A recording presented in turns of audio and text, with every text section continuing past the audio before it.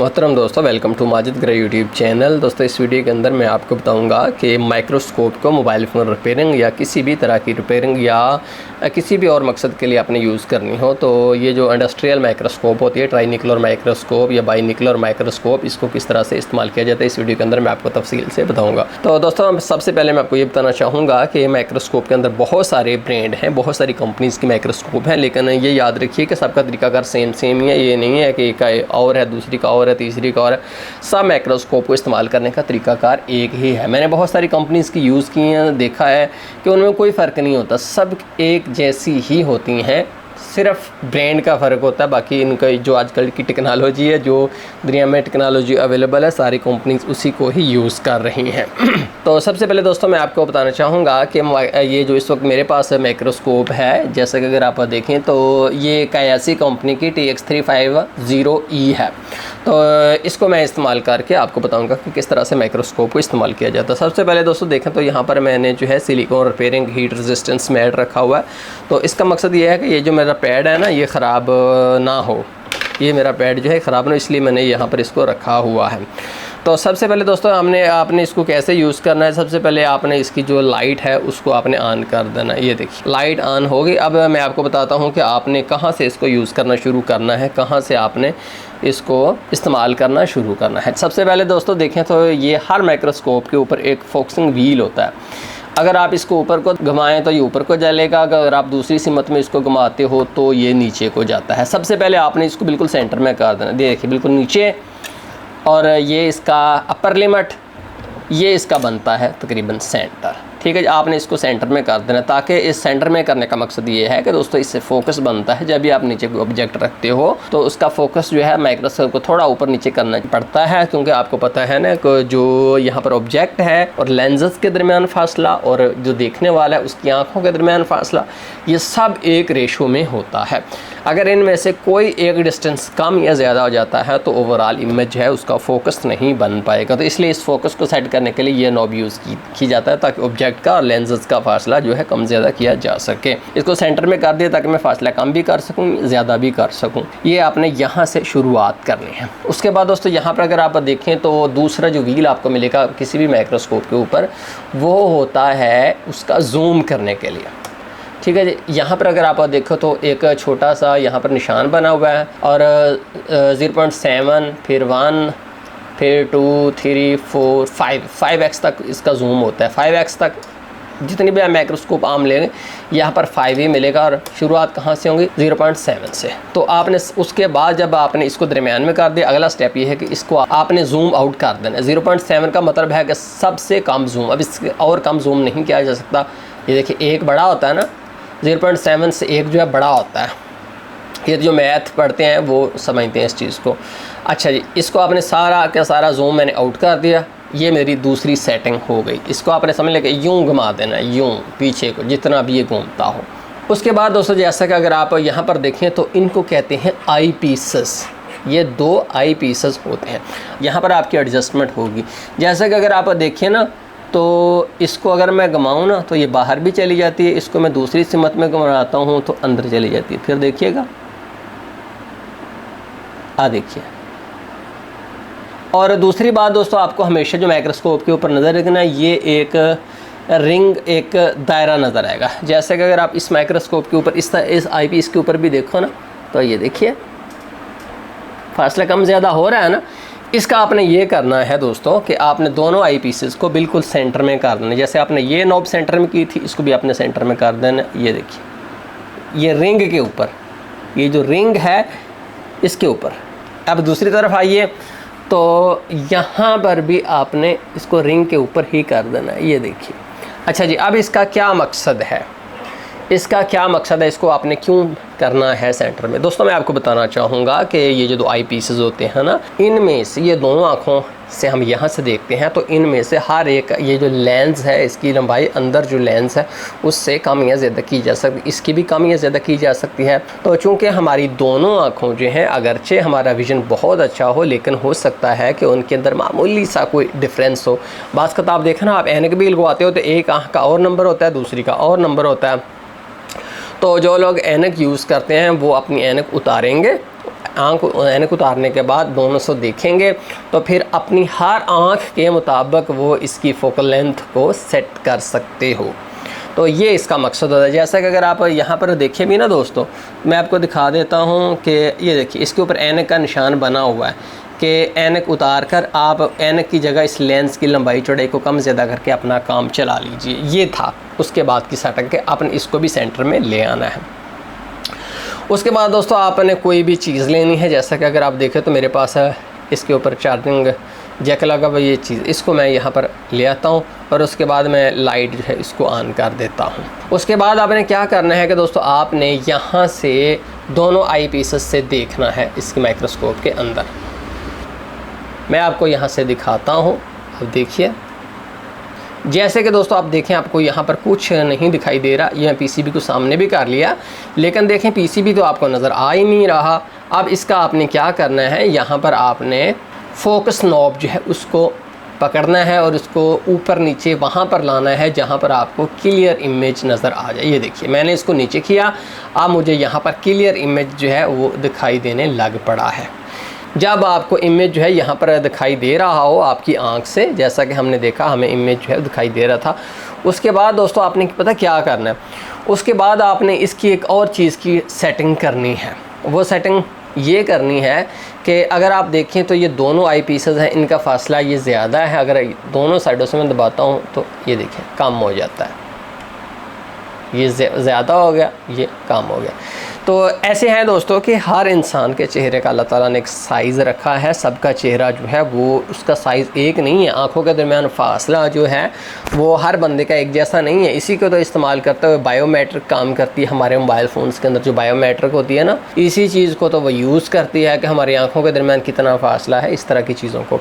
तो आपने यहाँ पर अपनी दोनों आँखें रखनी है और आँखें रखने के बाद आपने यहाँ से फासले को कम या ज़्यादा करके देखना है कि वो जहाँ पर आपको दोनों इमेजेस, यहाँ पर दोनों तस्वीरें लेफ़्ट और राइट आई का दोनों जो व्यू है ना, वो आप एक साथ जब मिल जाता है उस लेवल के ऊपर आपने इसको छोड़ देना है। ये है उससे अगली सेटिंग्स। जब आप इसको आपने ये कर लिया, आपका इमेज आपको बिल्कुल सही नज़र आने लग पड़ा, दोनों से एक ही मिक्स होकर। ये मैं आपको थोड़ा सा बताता चलूँ कि दोस्तों चंद दिन इसमें लग सकते हैं। ये नहीं कि आप जब माइक्रोस्कोप लोगे तो पहले ही दिन आप एक्सपर्ट बन जाओगे। चंद दिन लग जाते हैं, हफ्ता आपको जो है लग जाता है, कोई बात नहीं, सबको ही लग जाता है। अच्छा जी, उसके बाद आपने जो करना है वो आप देखिए। उसके बाद दोस्तों आपने अपने दोनों लेफ़्ट और राइट जो आई साइड है उसको आपने एक साथ जोड़ना है। उसके लिए आप ये करोगे, आप अपनी राइट आई को बंद कर देंगे और सिर्फ अपनी लेफ़्ट आई से देखेंगे। उसके बाद आप यहाँ से इस नॉब को पकड़कर घुमाएंगे ऊपर नीचे, जहाँ पर आपका व्यू सबसे क्लियर आ जाएगा वहाँ पर आप छोड़ दोगे। फिर आप जो है अपनी लेफ़्ट आई को बंद कर लेंगे और राइट आई के अंदर आप देखोगे तो यहाँ से आप इस नॉब को घुमाओगे, जहाँ पर आपको इमेज बिल्कुल क्लियर आपको नज़र आ जाता है वहीं पर आप छोड़ दोगे। ये जब उसके बाद आपको दोनों आँखों से 100% क्लियर नज़र आएगा। ठीक है जी। अब आपकी माइक्रोस्कोप की सेटिंग मुकम्मल हो चुकी हैं। उसके बाद अब बारी आती है जूम की। तो जूम के लिए ये नॉब है, ये नॉब आप घुमाएंगे तब आप जो है जूम कर सकते हैं। जैसे जैसे आप घुमाते जाओगे आपका जूम लेवल में इजाफा होता जाएगा। यहाँ पर आपका सबसे कम है 0.7 से लेकर ये आमतौर पर 5 तक होता है। तो 5 का मतलब ये है कि दोस्तों जैसे कि अगर आप देखें तो यहाँ पर लेंस के ऊपर लिखा हुआ है 10x, मतलब कि लेंस जो है वो 10x तक जूम करता है। तो 5 ये हो गया, ये 5 हो गया, इसके ऊपर 5 लिखा हुआ ना, तो 5 × 10 तो बन गया 50। तो इसका मतलब है कि इसका जूम जाता है 50x तक। तो कुछ लोग ये समझते हैं कि यहाँ पर मैं बड़े बड़े लगवा लूँगा आई पीसेस, ज़्यादा जिनकी हो पावर हो तो उससे मेरा जूम लेवल का इजाफा हो जाएगा। जूम लेवल का इजाफा नहीं होगा। ये जो होते हैं ये जूम के लिए नहीं होते, ये आपकी आंखों की व्यू को एक साथ मिलाने के, लेफ़्ट और राइट आई को एक साथ मिक्स करने के लिए ये होते हैं, ताकि आप ऐनक से निजात हासिल कर रहे हैं और दोनों आँखों को एक साथ आप एक ही फोकस जगह के ऊपर फोकस बना सकें, इसलिए ये दोनों होते हैं। जूम के लिए ये नहीं होते, पॉइंट नोट फरमा लीजिए। अच्छा जी, उसके बाद दोस्तों देखिए कि आप यहाँ से जूम आप देख रहे हो, इसमें से मैं आपको दिखाता हूँ। यहाँ से हम देखते हैं, ये देखिए जैसा कि आप यहाँ पर देख रहे हैं। अब मैं यहाँ से 0.7 है ना, मैं इसको 1 कर देता हूँ तो देखिए जूम और हो गया, लेकिन क्लियर नहीं है तस्वीर। अब मुझे फिर यहाँ से फासले को कम ज़्यादा करना पड़ेगा तो तस्वीर साफ़ हो गई। फिर मैं जूम को कर देता हूँ 2 के ऊपर तो और जूम हो गया, लेकिन जब क्या आप देखो तो तस्वीर फिर क्लियर नहीं है, फिर इसको ऊपर नीचे करना पड़ेगा। फिर 3 पर किया तो फोकस मज़ीद आउट। मैंने फुल जूम कर दिया तो पॉइंट तो आपको नज़र आ रहे हैं, इसके भी बड़े साफ़ नज़र आ रहे हैं। मैं आपको दिखाता हूँ, ये देखिए। लेकिन मसला ये है कि दोस्तों फोकस आउट। फिर ये देखिए अब फोकस की बहुत थोड़ी सी जगह है जिसके ऊपर आपको फोकस बनाना है। ये देखिए ये आप चार्जिंग बेस के आपको पॉइंट नज़र आ रहे हैं। तो ये जो आपका व्यू है ना, आप देख रहे हो माइक्रोस्कोप के अंदर से ही आप देख रहे हैं, ये नहीं कि आप जो है कैमरे की कोई रिकॉर्डिंग देख रहे हो, आप डायरेक्ट देख रहे हो। ये देखिए आपको कैसे पॉइंट नज़र आ रहे हैं। अच्छा जी, अब आपने ये पॉइंट नोट किया होगा दोस्तों कि जितनी दफ़ा मैंने जूम किया है ना, उतनी दफ़ा मेरा फोकस आउट हुआ है, साथ मुझे फोकस भी बनाना पड़ा। फ़र्ज़ कीजिए कि यहाँ पर मैं सारे का सारा जो जूम है वो ख़त्म कर देता हूँ, तो उसके बाद मुझे ये देखिए ऊपर नीचे करके एक पॉइंट ये देखिए ढूंढना पड़ेगा। फिर अगर मैं जूम करता हूँ तो फोकस सारे का सारा आउट। ऊपर नीचे कीजिए माइक्रोस्कोप को तो ये देखिए, मतलब कि जब आप दोस्तों जूम करोगे तो साथ हर दफ़ा आपको फोकस वाले नॉब से उसको सेट करना पड़ेगा। मतलब बात करने का ये है कि जब आप जूम करते हो तो लेंसेज का आपस में जो रेशो है, जिस रेशो से लेंसेज हैं वो रेशो सारे का सारा डिस्टर्ब हो जाता है। तब आपको फोकस नॉब घुमाकर लेंस का और ऑब्जेक्ट का फासला जो है वो कम ज़्यादा करना पड़ता है। तो दोस्तों ये चीज़ थी जो आपने अभी देखी। ये देखिए ये है आपके माइक्रोस्कोप का व्यू। इस तरफ से आपको भी नज़र आ रहा है, और अगर आप देखें तो इस आँख से भी आपको नज़र आ रहा है। दोनों तरफ से ही आपको व्यू मिल रहा है, इससे भी और इससे भी। अच्छा जी, अब एक दोस्तों सवाल है, वो ये है कि अक्सर दोस्त पूछते हैं कि यार डिजिटल माइक्रोस्कोप लेनी चाहिए या जो है ऑप्टिकल लेनी चाहिए। तो दोस्तों मैं आपको थोड़ा सा अपना एक्सपीरियंस बताता हूँ कि यार जो डिजिटल माइक्रोस्कोप होती है ना, वहाँ पर होता क्या है कि एक्चुअली एक डिजिटल कैमरा होता है जो उस चीज़ की तस्वीर खींचकर स्क्रीन के ऊपर हमें डिस्प्ले दे रहा होता है। यहाँ पर आप क्या जो देखते हो वो होता है बराह रास्त इमेज उस चीज़ का, उसमें चीज़ ही एक्चुअली इन्वॉल्व होती है और कोई स्क्रीन या कैमरा कुछ भी इन्वॉल्व नहीं होता। डायरेक्ट आप चीज़ को देख रहे हो। क्योंकि आप यहाँ पर आपके 2 आई पीसेस होते हैं। मैं आपको इसके नीचे से, अगर माइक्रोस्कोप के नीचे से पता नहीं नज़र आता है कि नहीं, मैं आपको दिखाता हूँ। अगर आप इसको नीचे से देखें तो इसके अंदर भी आप देखेंगे कि 2 आई पीसेस ही होते हैं।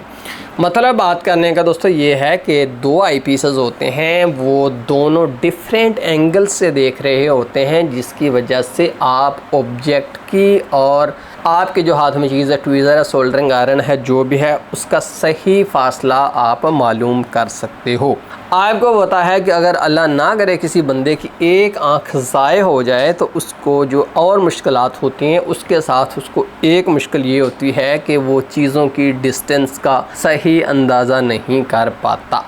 क्योंकि हमारी दोनों आँखों हैं, कुदरत ने ये ऐसे बनाई हैं कि दोनों इमेजेस लेती हैं, प्रोसेस करने के बाद ऑब्जेक्ट की डिस्टेंस का सही अंदाज़ा हो पाता है। तो इसलिए दोस्तों जो ये वाली माइक्रोस्कोप है एक नेमत है, और डिजिटल माइक्रोस्कोप के अंदर मुझे काम करना नहीं आता। हालांकि मैंने बहुत सारी माइक्रोस्कोप्स की अनबॉक्सिंग और रिव्यू किया है। डिजिटल माइक्रोस्कोप की मैंने ज़्यादा अनबॉक्सिंग और रिव्यू किया है और इस तरह के माइक्रोस्कोप का काम किया है, लेकिन फिर भी मैं इनको ही पसंद करता हूँ। ये होती है एक नेमत। उसके बाद दोस्तों अगला सवाल ये है कि कुछ लोग ये कहते हैं कि यार माइक्रोस्कोप को इस्तेमाल करने से हमारी आँख जो हमारा विजन है वो कम हो जाता है। तो क्या ये हकीकत है? दोस्तों ये इस बात में कोई भी हकीकत नहीं, ये अवामुन नास के अंदर मशहूर तो बात है, लेकिन ये हकीकत नहीं है। अलबत्ता ये बात ज़रूर है कि जब आप माइक्रोस्कोप को इस्तेमाल करने की आदत बना लेते हो, तब उसके बाद फिर माइक्रोस्कोप के बग़ैर काम करने में आपको प्रॉब्लम आता है। जैसे शुरू में जिन लोगों को माइक्रोस्कोप के बग़ैर काम करने की आदत है, कुछ दिन वो माइक्रोस्कोप को यूज़ करने में प्रॉब्लम आता है, ऐसे ही जब आप माइक्रोस्कोप को यूज़ करोगे तब छोड़ने में भी आपको प्रॉब्लम आएगा।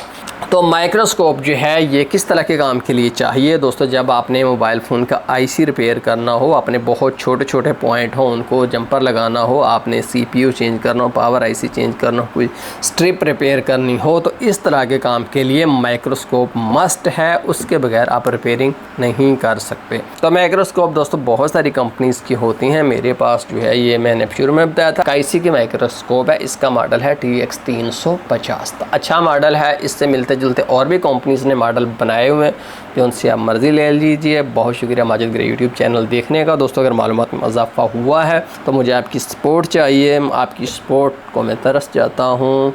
लाइक दे दीजिए, सब्सक्राइब दे दीजिए, मेरे साथ रहिए। बहुत शुक्रिया, अल्लाह हाफ़िज़।